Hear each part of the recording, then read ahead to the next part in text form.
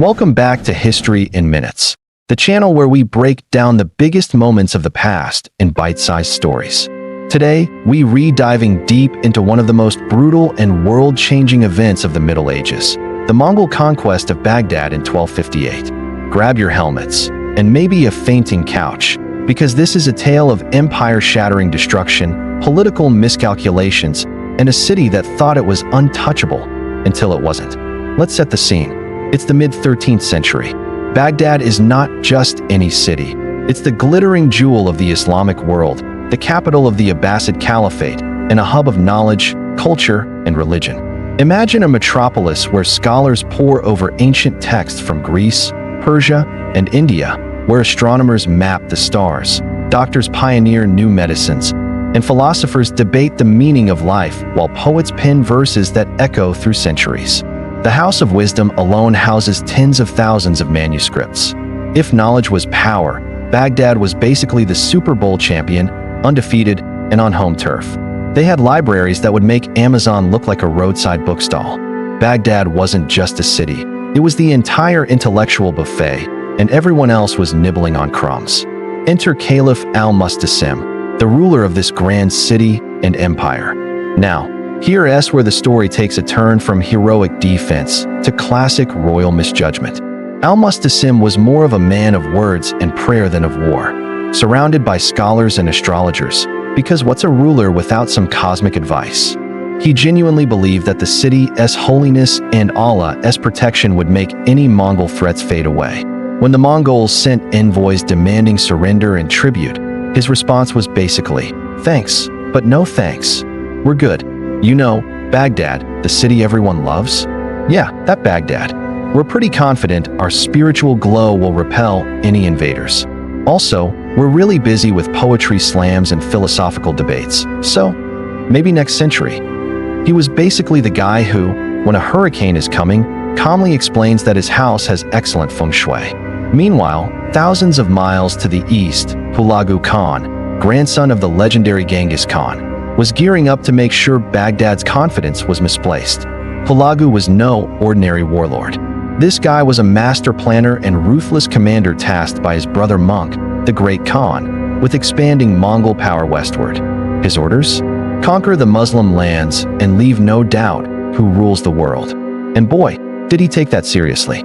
Imagine if your boss told you to conquer the world, and you actually showed up for work the next day with a plan. Hulagu was that kind of guy.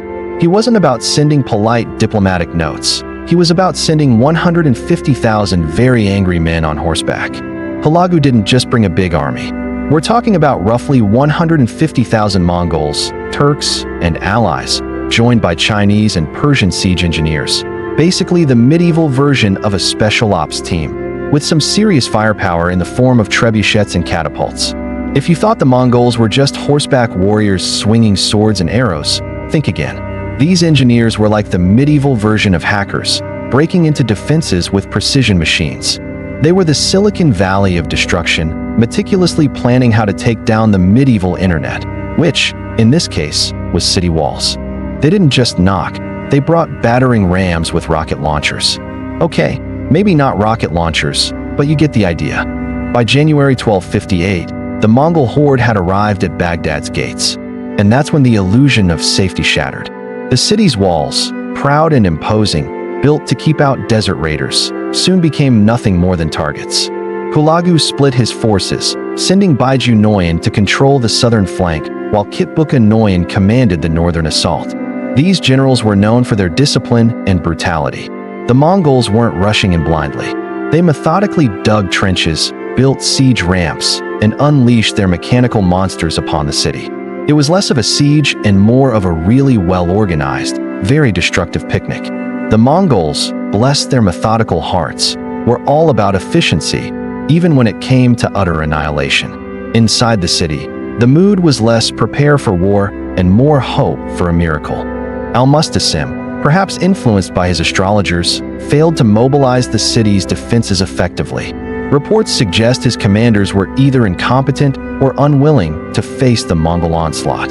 The Caliph's misplaced confidence was a fatal mistake. It's like locking the door, but leaving the windows wide open, and then wondering why your stuff disappears. He was essentially telling his people, "Don't worry, guys, our vibes are too good for anything bad to happen." Meanwhile, outside, the Mongols were literally building a theme park of destruction. Baghdad's defenders were so unprepared, they probably thought the Mongols were just enthusiastic tourists looking for a really big group photo op. The Mongol siege lasted just a few weeks. The mighty walls crumbled under relentless bombardment. Gates that had once been impregnable were smashed.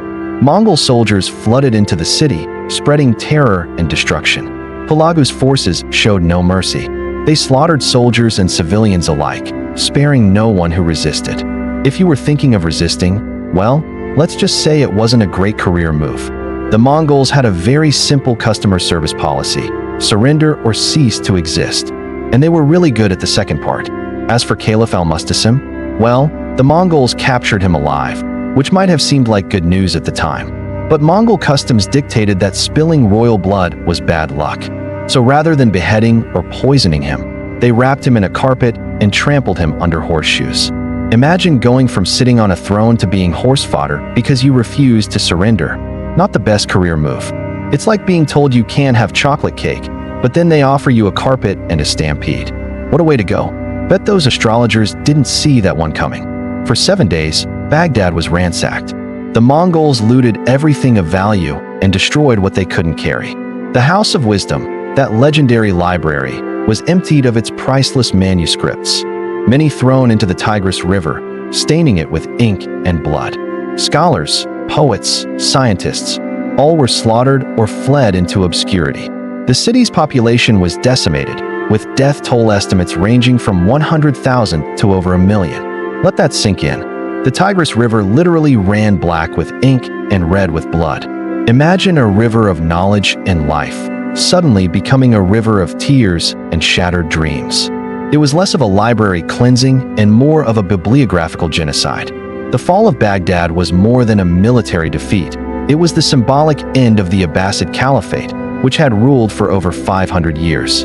The Islamic Golden Age, a period of unmatched cultural, scientific, and philosophical achievements, was effectively crushed under Mongol hoofs. All those advancements in medicine, astronomy, mathematics, poof, gone. Like someone hit the reset button on a whole civilization. But here's the kicker. The Mongols didn't just destroy, they changed the map. The power vacuum left by Baghdad's fall led to the rise of new powers, such as the Mamluks in Egypt, who would go on to halt Mongol expansion in the region. Eventually, centuries later, the Ottomans would rise to claim much of the former Abbasid territories. So, while Baghdad was being reduced to rubble, the rest of the world was basically getting a geopolitical shakeup. Hulagu Khan moved on from Baghdad, his reputation cemented as a conqueror without equal. His campaign remains one of the most devastating in history, a grim reminder that empires, no matter how mighty, can fall in a matter of weeks when pride meets unstoppable force. So next time you hear someone say, "That place is untouchable," just remember Baghdad in 1258. Because history loves to remind us that even the grandest empires can turn to dust, sometimes in the blink of an eye or under a Mongol horse's hoof. And always answer the door when the Mongols come knocking. You'll thank me later. Stay curious, history fanatics, and we'll see you next time for another bite-sized dive into the past. Don't forget to like, subscribe, and hit that notification bell, because you never know when another empire is about to dramatically crumble.